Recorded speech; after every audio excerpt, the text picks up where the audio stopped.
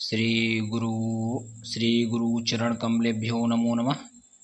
ओम नमो भगवते वासुदेवाय नमो नमः। श्री राधे राधे, हर हर महादेव। प्रिय दर्शकों, आज हम आपके बीच में भाद्रपद मास कृष्ण पक्ष की अजा एकादशी का महात्म सुनाने वाले हैं। जो भी साधक अजा एकादशी का व्रत करता है उसे इस महात्म को सुनना एवं पढ़ना चाहिए। एकादशी का महात्म सुनने से उसे करोड़ों करोड़ों गुना पुण्य की प्राप्ति होती है।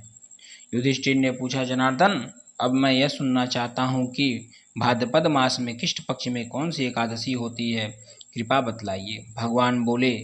भगवान श्री कृष्ण बोले, राजन, एकचित्त होकर सुनो। भाद्रपद मास के कृष्ण पक्ष की एकादशी का नाम अजा है।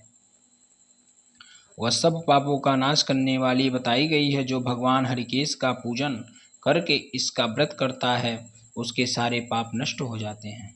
पूर्व काल में हरिश्चंद्र नामक एक विख्यात चक्रवर्ती राजा हो गए, जो समस्त भूमंडल के स्वामी और सत्यप्रतिज्ञ थे। एक समय किसी कर्म का फल भोग प्राप्त होने पर उन्हें राज्य से भ्रष्ट होना पड़ा। राजा ने अपनी पत्नी और पुत्र को बेचा, फिर अपने को भी बेच दिया। पुणात्मा होते हुए भी उन्हें चंडाल की दास्ता करनी पड़ी। वे मुर्दों का कफन लिया करते थे। इतने पर भी निपश्रेष्ठ हरिश्चंद्र सत्य से विचलित नहीं हुए। इस प्रकार चांडाल की दास्ता करते उन्हें अनेक वर्ष व्यतीत हो गए। इसके राजा को बड़ी चिंता हुई। वे अत्यंत दुखी होकर सोचने लगे, क्या करूं, कहाँ जाऊं, कैसे मेरा उद्धार होगा।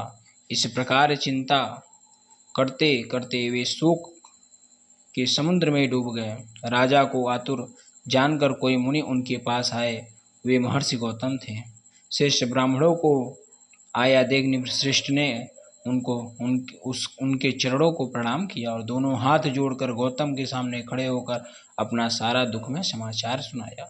राजा की बात सुनकर गौतम ने कहा, राजन, भादव कृष्ण पक्ष में अत्यंत कल्याणमयी अजा नाम की एकादशी आ रही है, जो पुण्य प्रदान करने वाली है। इसका व्रत करो, इसके पाप का अंत होगा। तुम्हारे भाग्य से आज के 7वें दिन एकादशी है।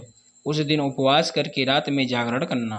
ऐसा कहकर महर्षि गौतम अंतर्ध्यान हो गए। मुनि की बात सुनकर राजा हरिश्चंद्र ने उस उत्तम व्रत का अनुष्ठान किया। उस व्रत के प्रभाव से राजा सारे दुखों से पार हो गए। उन्हें पत्नी का सानिध्यान और पुत्र का जीवन मिल गया।